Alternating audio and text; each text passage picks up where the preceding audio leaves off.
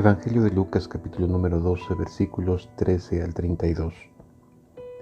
Le dijo uno de la multitud: Maestro, di a mi hermano que parta conmigo la herencia.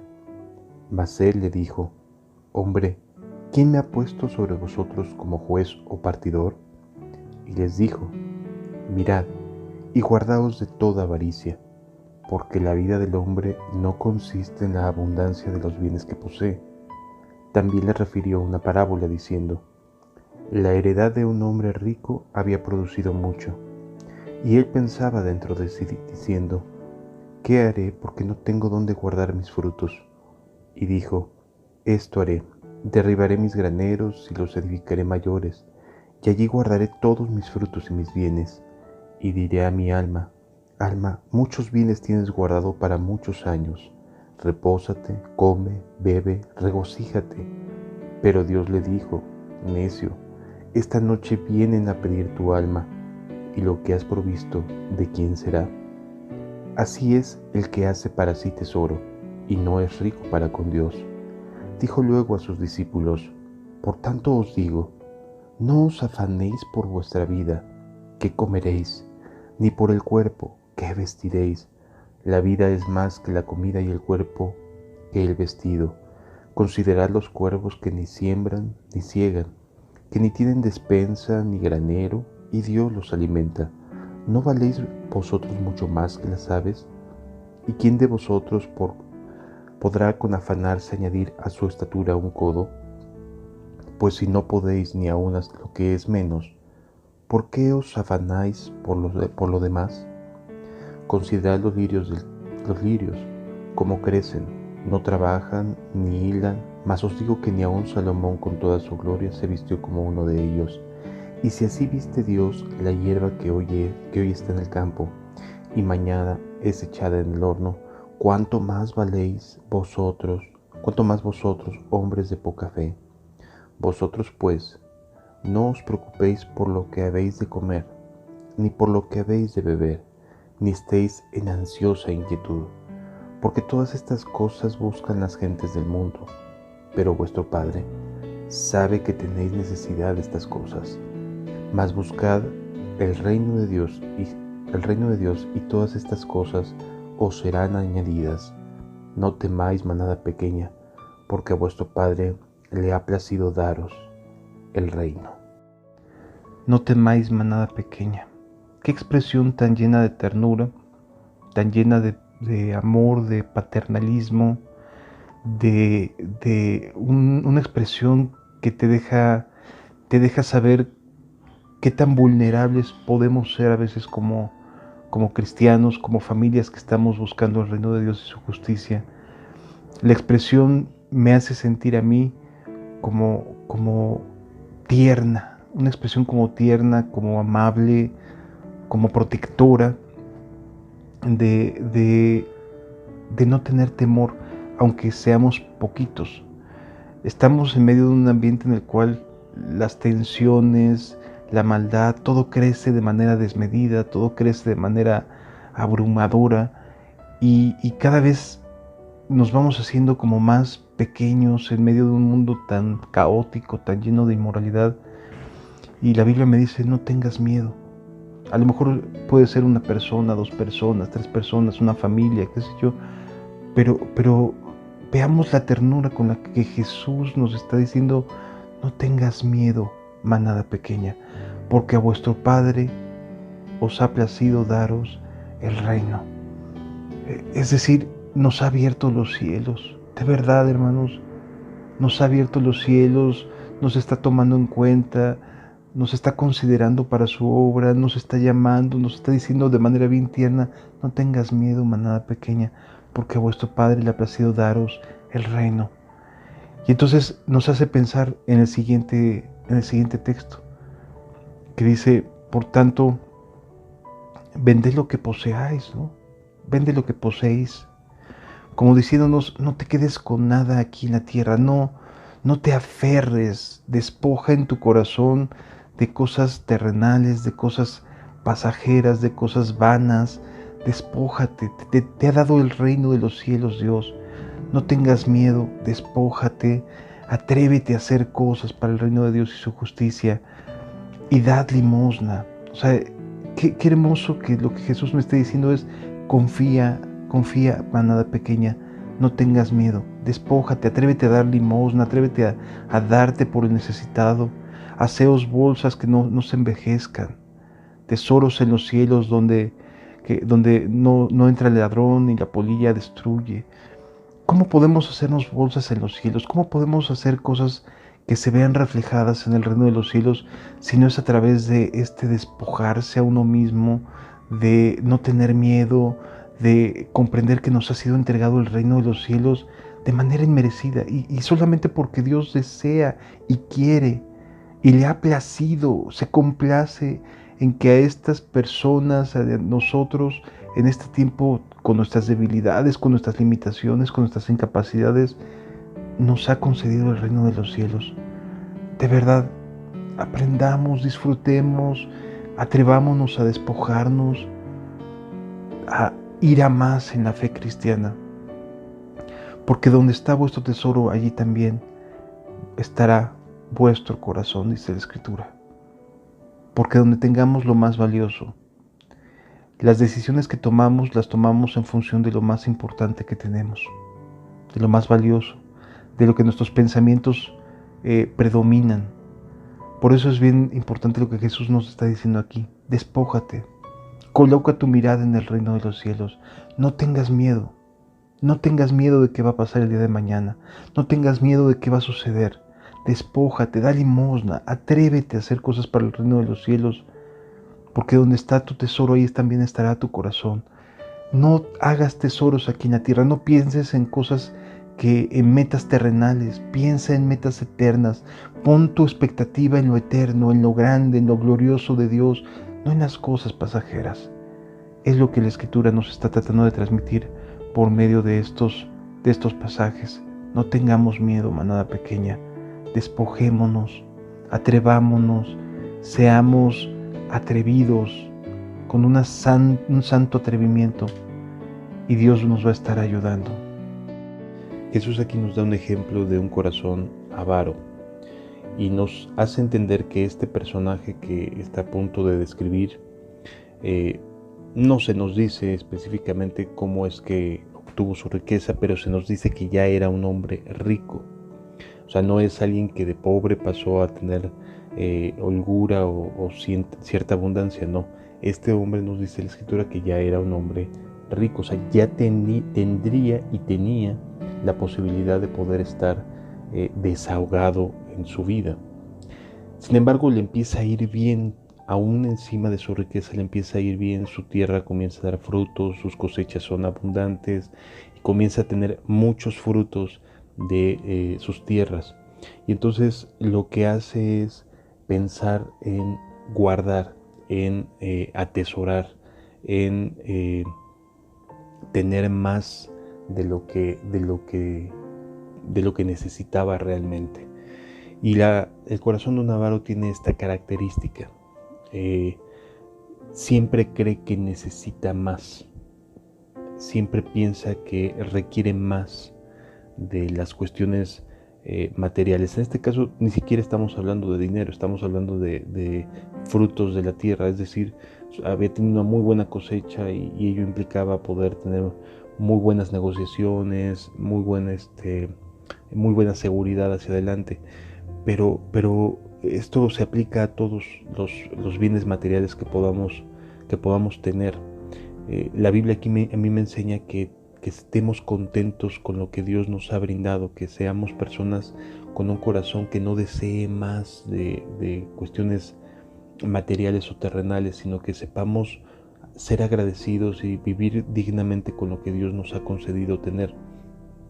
Porque este hombre nos ejemplifica muy claramente de alguien que sí tenía, pero que le fue bien, y en lugar de quizás repartir, de despojarse para poder ceder sus ganancias o su abundancia con otras personas, no, la concentra sobre sí mismo y se argumenta a sí mismo que pues le ha ido bien, ¿no? O sea, como aquellas personas que pueden tener a lo mejor hoy en día algún negocio fructífero, alguna empresa, y que que piensa o está en su mente con un corazón de acumular, de querer más, de asegurarse más.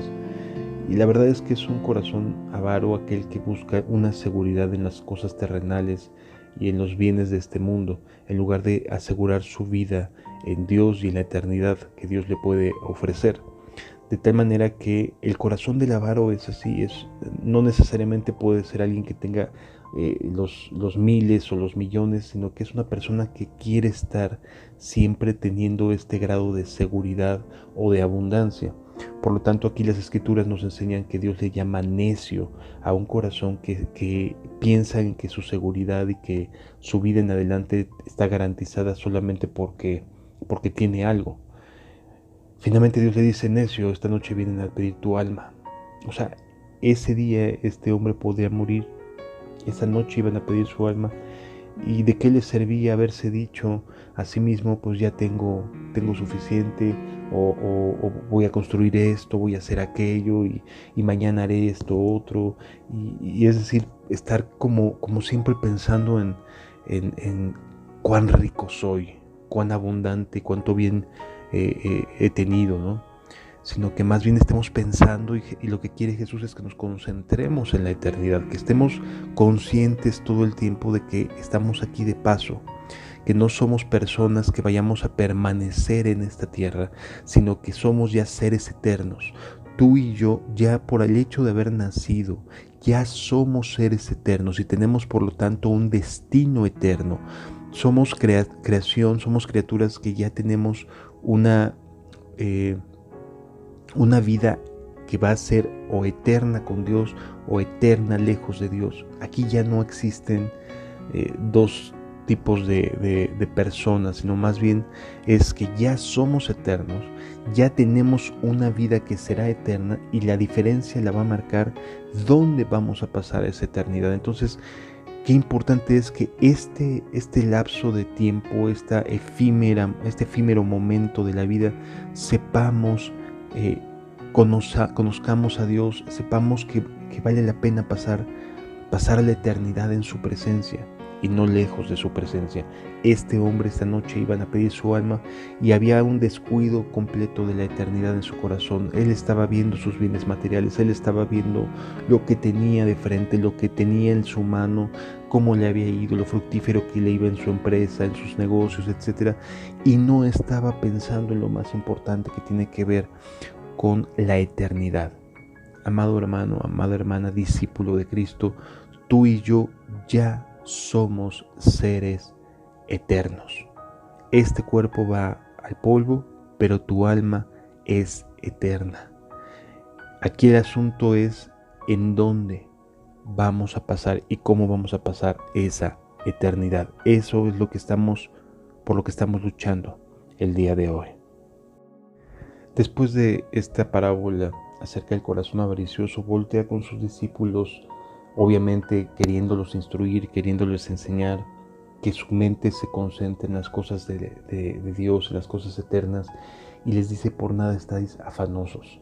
No estemos en este afán de la vida que nos está llevando a querer siempre tener cierto estilo, cierta forma de obtener ciertas cosas.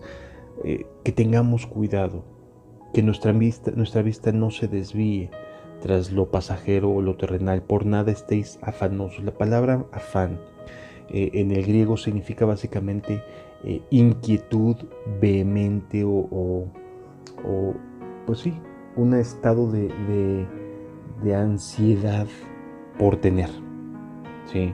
Por tener algo. Ese es un afán, querer llegar a obtener algo, y que ese algo produzca en nosotros un carácter hostil, un carácter agrio, un carácter difícil, que nos conlleva a estar concentrados todo el tiempo en eso que queremos obtener. Voy a poner a lo mejor un ejemplo muy cercano a nosotros.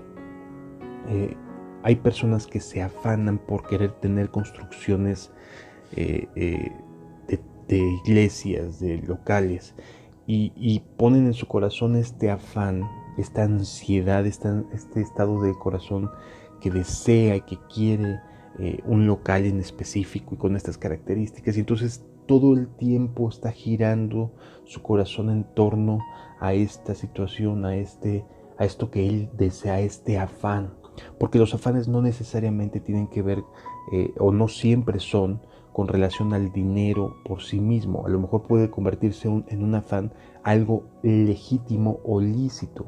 De hecho, si nos ponemos a pensar, este hombre que acabamos de ver la parábola ni siquiera estaba inmerso en un pecado por tener, sino más bien que su corazón estaba completamente desviado de la vida eterna por la vida terrenal. Es esa diferencia lo que puede hacernos entrar o no en el reino de los cielos con Dios. El poner nuestra mirada en las cosas de la tierra o poner nuestra mirada en las cosas del cielo y de Dios. Esta diferencia no significa que estés entregado o entregada a pecados, a una vida mundana. No tiene nada que ver con eso. Tiene que ver con el hecho de estar consciente de en dónde está puesta tu mirada. ¿Qué es lo que estás buscando realmente? Y si lo que estás buscando en realidad es eterno, está en el cielo, pues entonces aquí en la tierra aprende a moderarte, aprende a vivir con lo que Dios te concede. Por supuesto que sí hay que trabajar, no estoy diciendo que no se trabaje, sí hay que trabajar, pero es necesario aprender a no poner nuestra mirada en las cosas que son de esta tierra, sino más bien en las cosas eternas, en lo que Dios tiene que mostrarnos, tiene su mirada puesta para nosotros, una morada celestial, un lugar especial ahí en el cielo. Y la verdad es que aquí en la tierra no necesitamos más que estar satisfechos con comida, con lo que tomamos, con el agua que bebemos, con lo que Dios nos concede vestirnos. Hermano, de verdad, hay gente que se afana por vestirse de marcas internacionales, y se supone que son personas que saben que están de paso. Es inaudito, pero es una realidad. Son personas que se supone que saben que están de paso. Sin embargo, tienen en su mente y en su corazón que si no es de tal o cual marca su ropa, pues no se la ponen. De verdad, cambiemos nuestro corazón. Este mundo no es nuestro destino. Este mundo es pasajero. Aquí nada más estamos de paso. Es más, este mundo está destinado a morir, a que sea una catástrofe. Por lo tanto, la invitación que te hago es: coloca tu mirada en el reino de los cielos. Por eso les dice: despojaos, o sea, vended vuestras posesiones. No lo necesitas. Si tienes con qué comer cada día, si tienes con qué vestir, ¿qué importa de qué marca sea? ¿Qué importa qué clase de tenis uses o no? La verdad es que son cosas tan pasajeras, tan superficiales, que nos hablan de un corazón y de dónde está su tesoro. Por eso, hermano, hermana, que escuchas hoy, no está mal que digas: pues me voy a comprar de tal o cual marca. Está bien, no, si lo tienes está bien, adelante, pero que no se convierta en tu afán. Que puedas vestir esa marca o la marca Patito, o la marca, así le llamamos en México cuando son marcas desconocidas, marca Patito, ¿no? O sea, la que no conozco, me la puedo poner lo mismo que la que conozco. Y si tengo acceso a la que no conozco y solo para eso me alcanza, no voy a buscar otra marca, no voy a buscar ropa de marca, no me voy a poner a querer vivir para un objetivo terrenal. Hace muchos años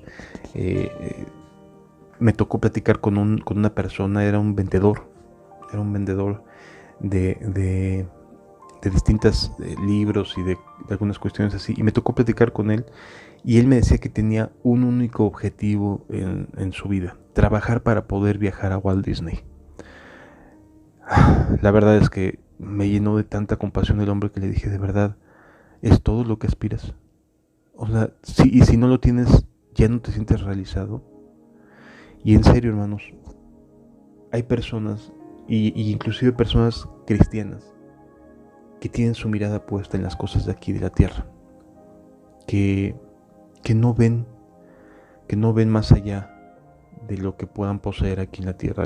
Las doctrinas falsas estas de la prosperidad y demás, de los predicadores famosos que tienen ingresos multimillonarios o de cientos de miles de dólares y demás, y que viven buscando que se compran en casas y yates y no sé qué tanta barbaridad. La verdad es que no lo vale.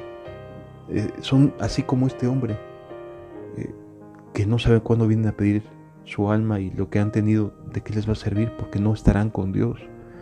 Aprendamos a vivir lo mismo en abundancia que en escasez, cuando tenemos y cuando no tenemos. Aprendamos a vivir como Dios nos vaya brindando lo necesario. Dice la Escritura, porque todas estas cosas buscan las gentes del mundo. Marcas, más y más acumulación. Ya no me siento contento con este color, ahora voy a cambiar a este otro color, cuando a lo mejor el mueble estaba en buen estado. Es decir, siempre está buscando la imagen, la apariencia, el obtener más recursos, el alcanzar mayores capacidades o mayores objetos que tienen mayor valor, etcétera. O sea, siempre hay una búsqueda de sentirse que tienen.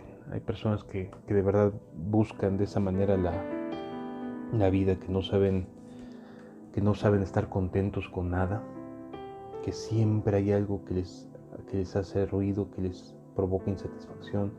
Son personas que tienen un corazón no convertido, que no aman a Dios realmente, que no están contentos, que no confían en Dios y por lo tanto buscan sus propios negocios, sus propios placeres. Porque todas estas cosas buscan las gentes del mundo, dice el versículo 30. Pero vuestro Padre sabe que tenéis necesidad de estas cosas. O sea, Dios sabe. Dios cuando Adán y Eva salieron del paraíso y entendieron que estaban desnudos, Dios los cubrió. Dios los cubrió con piel. Es decir, con pieles, con ropa de piel. Es decir, Dios está consciente de la necesidad que tenemos. Dios está consciente de que tenemos estas necesidades y las va a suplir. Por eso dice el versículo 31, más buscad el reino de Dios y todas estas cosas serán añadidas. Y de verdad, amado, son añadidas, aun cuando parecieran estar en un declive económico, porque hay personas que comienzan una búsqueda del reino de los cielos y aquel que les había dado las riquezas de este mundo, o sea, el diablo, Satanás, que les había dado en qué entretenerse, pues se los retira, así como tratando de demostrar, pues a ver, si Dios es Dios, que te dé lo que yo te estoy dando, ¿no? Y entonces comienza a retirar esa forma de vida que le había mantenido atada a una persona, y comienza un declive económico, comienza un declive material en la vida de las personas cuando están comenzando a buscar el reino de Dios y su justicia. ¿Por qué? Porque no provenían de Dios, provenían de la esclavitud a Egipto. Y entonces este declive que comienza a ver genera angustia en la persona, genera ansiedad, etcétera, porque ve cómo su vida quizás económica comienza a venirse abajo. Sin embargo, Dios es fiel. Dios no te va a abandonar, no te va a dejar, te va a proveer lo que necesitas. Por eso dice aquí la Escritura, Él sabe que tenéis necesidad de estas cosas, mas busca primeramente el reino de Dios y todas estas cosas serán añadidas. Estas cosas, ¿a qué se refiere? Con el vestido, el que comer, que vestir, el techo que nos ampare, etc. Son cosas que no tienen marca, pero que serán añadidas a tu vida, ¿sí? Que estará Dios proveyendo para que puedas tener las necesidades básicas en tu corazón, en tu vida, en la vida de tu familia. A lo mejor no será el estereotipo del mundo, que quede claro. A lo mejor no serán las ropas ni las cuestiones de marca o cuestiones que el mundo ha puesto como un estereotipo, como una regla a seguir, como un estándar a seguir. No lo va a hacer Dios a la manera del mundo, pero probablemente sí te permita que no te falte absolutamente nada. No probablemente, más bien no va a permitir que te falte nada. ¿De acuerdo? Déjame platicarte un testimonio acerca de esto que estoy diciendo. En el año 2000 Dios me convocó, me llamó a servir a unas personas en la sierra de Veracruz, y para poderlo hacer a mi regreso a la Ciudad de México yo tenía que tomar decisiones acerca de mi trabajo. En ese momento acababa, hacía un año o dos, de entrar a trabajar a la Secretaría de Comunicaciones y Transportes.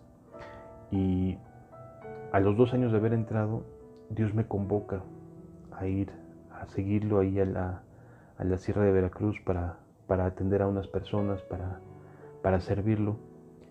Y procuré mi cambio.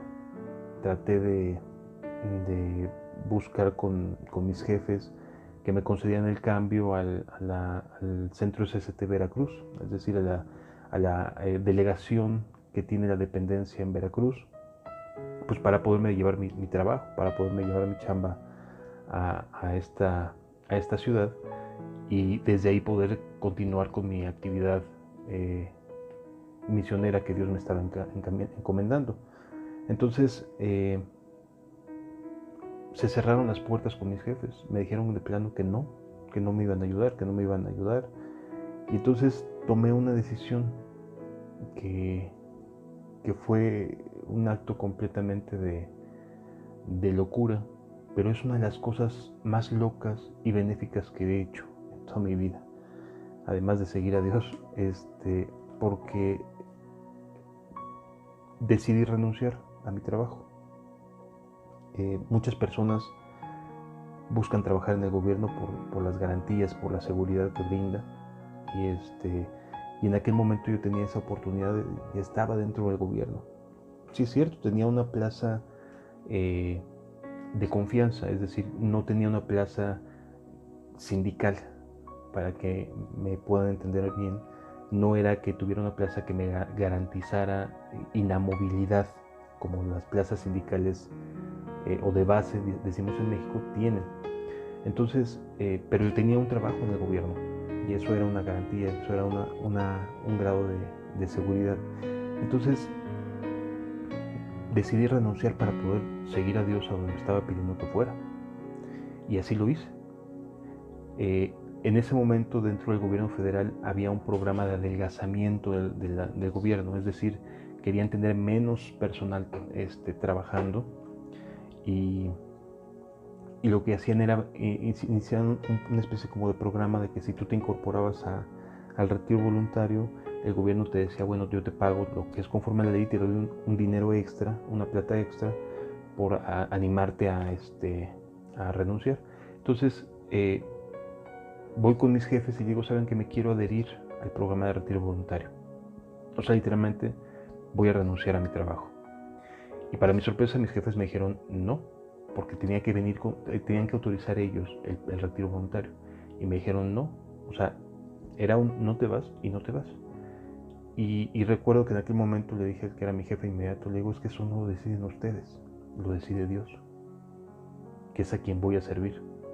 Y entonces lo que hice fue meter mis papeles directamente a la Dirección General de Recursos Humanos, no a través de la administrativa del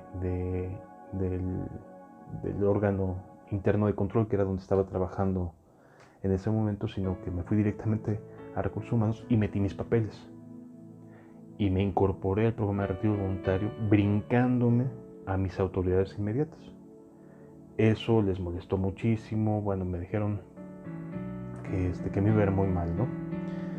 Yo no sé qué es lo que hizo Dios, porque desconozco qué más sucedió. Sin embargo, a las 2 semanas de que me había metido mis papeles, me manda a llamar mi jefe y me dice, oye, ¿de verdad te quieres ir, verdad? Le digo, sí, jefe, me quiero ir. Y me dijo, ok, te voy a ayudar. Hermanos, por la misericordia de Dios y por su buena voluntad, no me recibieron mis papeles, no le dieron entrada a mi solicitud de incorporación al programa de retiro voluntario. Sin embargo, el jefe me dijo, sabes que nada más que tu plaza se va a quedar y te van a recontratar en Veracruz. Y así fue, hermanos. Me dijo el jefe en un momento, ya está todo listo, me renuncias aquí y te reincorporas a trabajar en Veracruz dentro de la propia secretaría. Dije, sí, señor, muchas gracias, que Dios lo bendiga. Y pues yo estaba feliz, hermanos, sí, porque no había perdido mi trabajo. Y Dios cumplió su propósito para que me fuera a Veracruz. Mi sorpresa fue que cuando me firmó mi nombramiento en Veracruz, no era con plaza de confianza, sino era con plaza de base. Así que Dios no solamente me pidió que hiciera algo, sino que cuando me atrevía a entregar en sus manos mi trabajo, me lo devolvió. Y me lo devolvió con la seguridad de tener una plaza sindicalizada.